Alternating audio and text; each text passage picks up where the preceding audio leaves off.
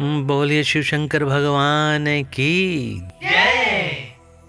प्रिय भक्तों, श्री शिव महापुराण के रुद्र संहिता पंचम युद्ध खंड की अगली कथा है शुक्राचार्य की घोर तपस्या और इनका शिव जी को चित्त रत्न अर्पण करना तथा अष्टमूर्ति अष्टक स्तोत्र द्वारा उनका स्तवन करना, शिव जी का प्रसन्न होकर उन्हें मृत संजीवनी विद्या तथा अन्यान्य वर प्रदान करना।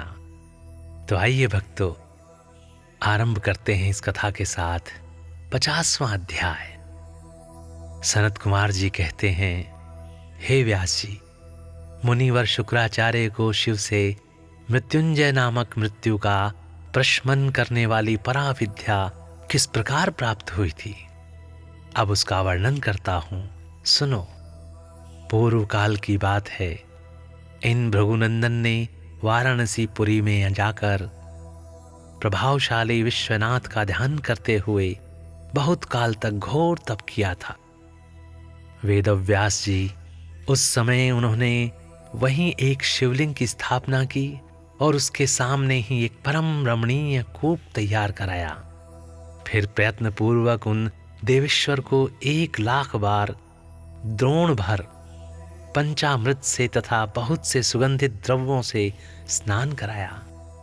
फिर 1,000 बार परम प्रीत पूर्वक चंदन, यक्ष कर्दम और सुगंधित उपटन का उस लिंग पर अनुलेप किया।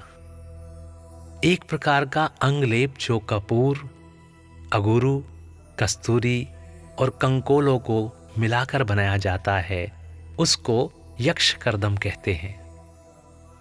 लेप करने के पश्चात सावधानी के साथ परम प्रेम पूर्वक राजचंपक, अमलतास, धतूर, कनेर, कमल, मालती, कर्णिकार, कदंब, मौलश्री, उत्पल, मल्लिका अर्थात चमेली, शतपत्री, सिंधुवार, ढाक, बंदूक पुष्प, गुल दुपहरी, पुननाग, नाग केसर, केसर, नव मल्लिक, बेल मोगरा, चिबिलिक अर्थात रक्तदला, कुंद अर्थात माघ पुष्प, मुचुकुंद, मोतिया, मंदार, बिल्वपत्र, गूमा, मरुवृक, मरुआ, वृक, धूप, गंठीवन, दौना, अत्यंत सुंदर आम के पल्लव, तुलसी, देवजवासा, बृहत्पत्री, कुशांकु,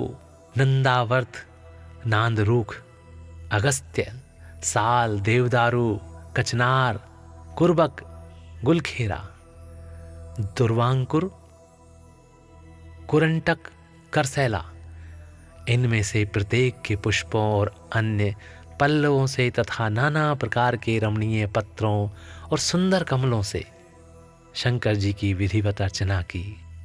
उन्हें बहुत से उपहार समर्पित किए तथा शिवलिंग के आगे नाचते हुए शिव सहस्त्र नाम एवं अन्यान्य स्तोत्रों का गान करके शंकर जी का स्तवन किया।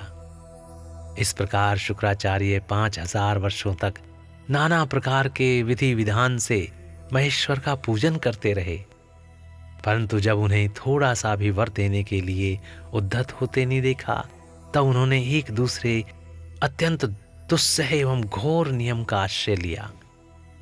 उस समय शुक्र ने इंद्रियों सहित मन के अत्यंत चंचलता रूपी महान दोष को बारंबार भावना रूपी जल से प्रक्षालित किया।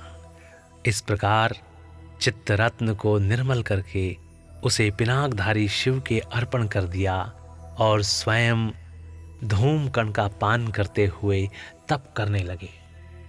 इस प्रकार उनके 1 सहस्त्र वर्ष और बीत गए। तब भृगुनंदन शुक्र को यूं दृढ़ चित्त से घोर तप करते देखकर महेश्वर उन पर प्रसन्न हो गए।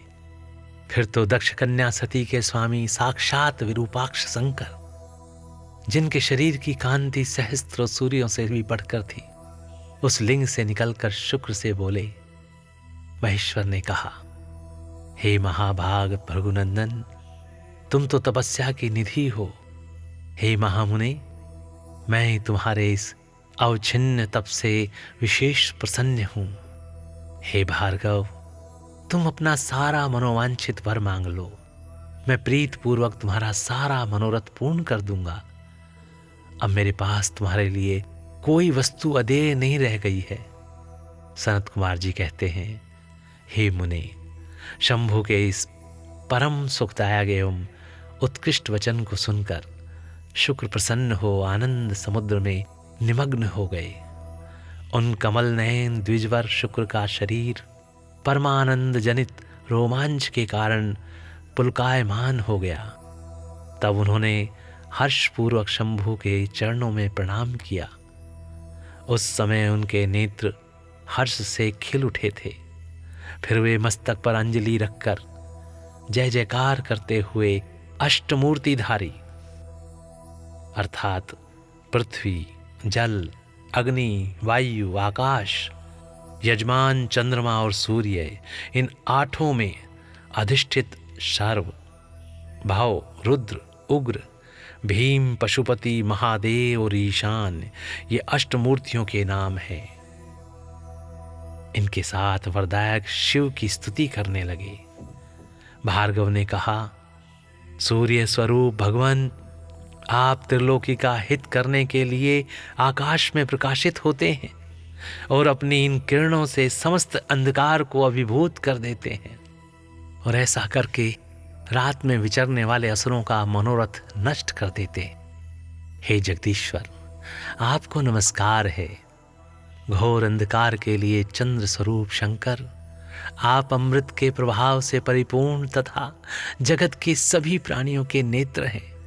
आप अपनी अमर्यादा तेजोमय किरणों से आकाश में और भूतल पर अपार प्रकाश फैलाते हैं, जिससे सारा अंधकार दूर हो जाता है। आपको प्रणाम है। सर्वव्यापिन आप पावन पथ योग मार्ग का आश्रय लेने वालों की सदा गति तथा उपास्य देव हैं। हे भुवन जीवन, आपके बिना भला इस लोक में कौन जीवित रह सकता है। सर्पकुल के संतोष दाता, आप निश्चल वायु रूप से संपूर्ण प्राणियों की वृद्धि करने वाले हैं। आपको अभिवादन है। विश्व के एकमात्र पावन कर्ता, आप शरणागत रक्षक और अग्नि की एकमात्र शक्ति हैं। पावक आपका ही स्वरूप है। आपके बिना मृतकों का वास्तविक दिव्य कार्य दाह आदि नहीं हो सकता।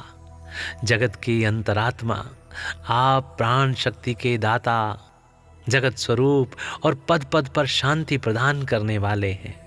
आपके चरणों में मैं सिर झुकाता हूँ। जल स्वरूप परमेश्वर, आप निश्चय ही जगत के पवित्र कर्ता और चित्र विचित्र सुंदर चरित्र करने वाले हैं।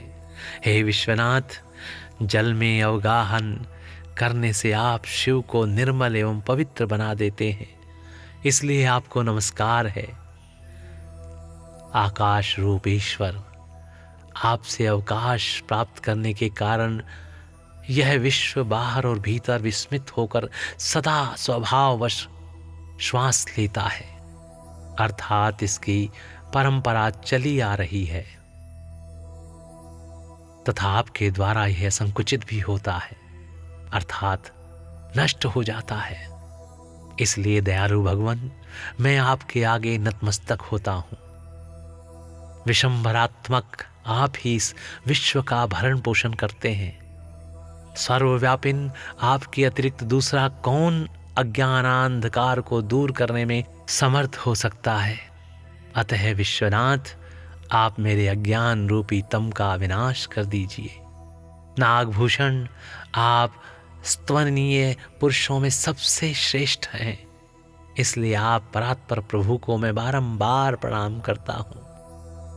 आत्मस्वरूप शंकर, आप समस्त प्राणियों के अंतरात्मा में निवास करने वाले प्रत्येक रूप में व्याप्त हैं और मैं आप परमात्मा का जन हूँ। अष्टमूर्ते, आपकी इन रूप परंपराओं से यह चराचर विश्व विस्तार को प्राप्त हुआ है, अतः मैं सदा से आपको नमस्कार करता हूँ। मुक्त पुरुषों के बंधो, आप विश्व के समस्त प्राणियों के स्वरूप प्रणत जनों के संपूर्ण योग क्षेम का निर्वाह करने वाले और परमार्थ स्वरूप हैं। आप अपनी इन अष्टमूर्तियों से युक्त होकर इस फैले हुए विश्व को भली भांति विस्तृत करते हैं, अतः आपको मेरा अभिवादन है। त्वं भाभिराभिर्भिभूय तमस्य मस्तमस्तं नयस्य भीमतानि निशाचराणां देदीप्यसे दिव्यमणे गगने हिताय लोकत्रयस्य जगदीश्वरमनन्मस्ते लोके अतिवेलमतिवेलमहामहोभिर्निर्भासि कौचै गगने अखिललोकनेत्रः विद्राविताखिलतमासु तमो हिमांशो पीयूषपूरपरिपूरितः तमन्मस्ते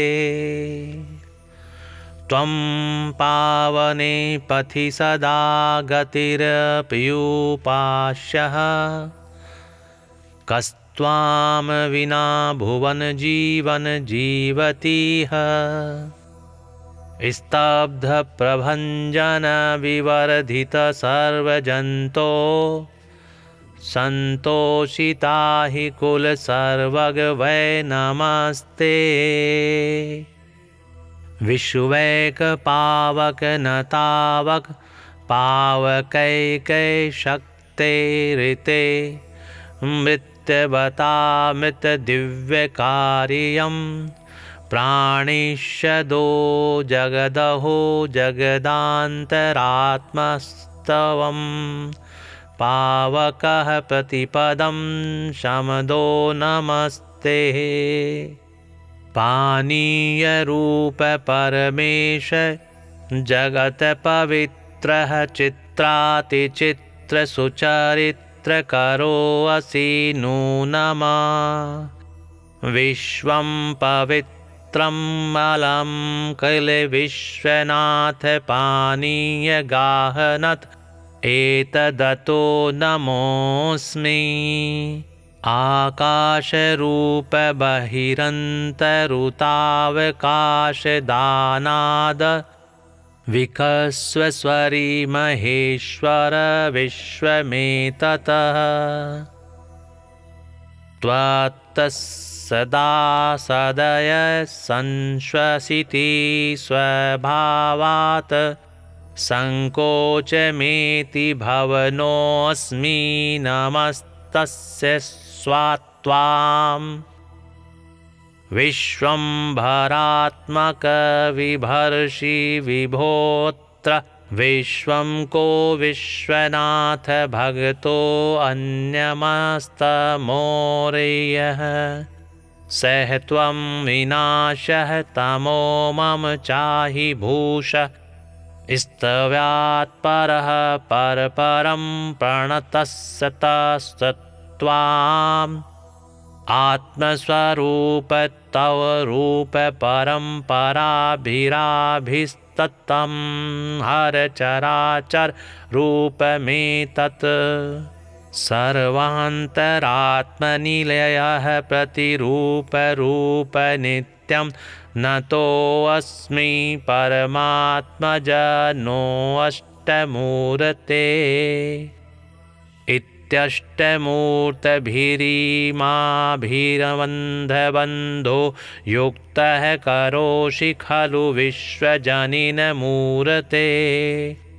एतत्त्वं सुविततं प्रणत प्रणीत सर्वार्थ सार्थ परमार्थ ततो नतोऽस्मि।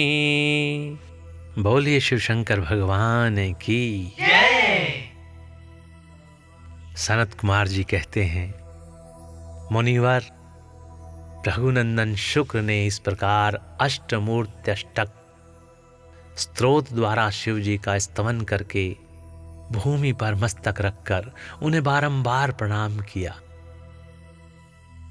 जब अमित तेजस्वी भार्गव ने महादेव की इस प्रकार स्तुति की तब शिवजी के चरणों में पड़े हुए उन द्विजवर को अपनी दोनों भुजाओं से पकड़कर उठा लिया और परम प्रेम पूर्वक मेघ गर्जन की सी गंभीर एवं मधुर वाणी में कहा।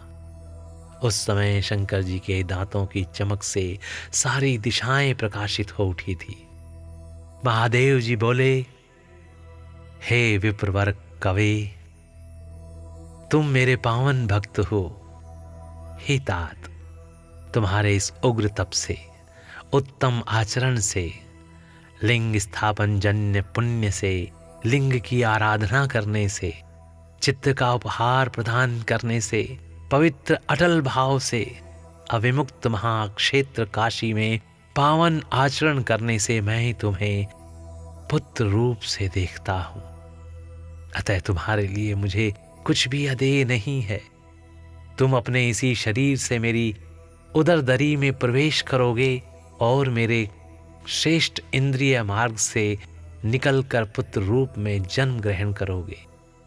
हे महाशुचे, मेरे पास जो मृत संजीवनी नाम की निर्मल विद्या है, जिसका मैंने ही अपने महान तपोबल से निर्माण किया है, उस महामंत्र रूपा विद्या को आज मैं तुम्हें प्रदान करूंगा, क्योंकि तुम पवित्र तप की निधि हो। अतः तुम में उस विद्या को धारण करने की योग्यता वर्तमान है। तुम नियम पूर्वक जिस जिसके उद्देश्य से विधेश्वर की इस श्रेष्ठ विद्या का प्रयोग करोगे, वह निश्चय ही जीवित हो जाएगा। वह सर्वथा सत्य है। तुम आकाश में अत्यंत दीप्तिमान तारू रूप में स्थित हो जाओगे। तुम्हारा तेज सूर्य और अग्नि के तेज का भी अतिक्रमण कर जाएगा। तुम ग्रहों में प्रधान माने जाओगे।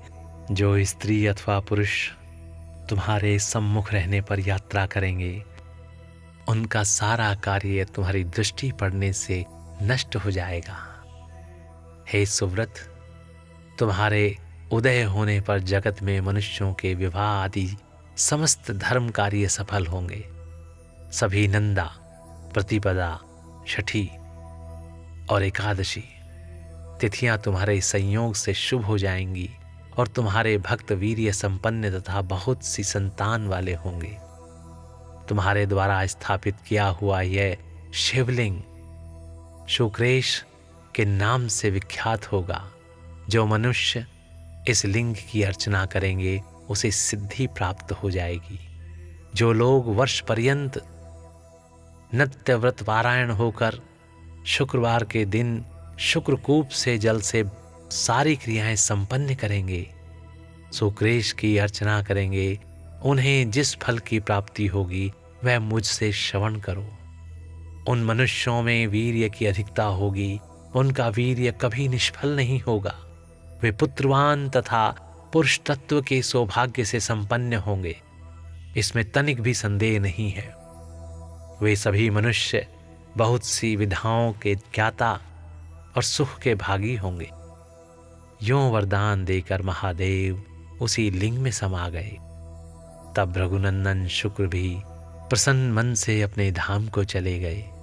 हे व्यास जी, यों शुक्राचार्य को जिस प्रकार अपने तपोबल से मृत्युंजय नामक विद्या की प्राप्ति हुई थी, वह वृतांत मैंने तुमसे वर्णन कर दिया। अब और क्या सुनना चाहते हो? बोलिए शिव शंकर भगवान की जय। प्रिय भक्तों, इस प्रकार यहाँ पर श्री शिव महापुराण के रुद्र संहिता पंचम युद्ध खंड की ये कथा और 50वां अध्याय समाप्त होता है। तो स्नेह के साथ बोलिए शिव शंकर भगवान की जय। ओम नमः शिवाय। ओम नमः शिवाय। ओम नमः शिवाय।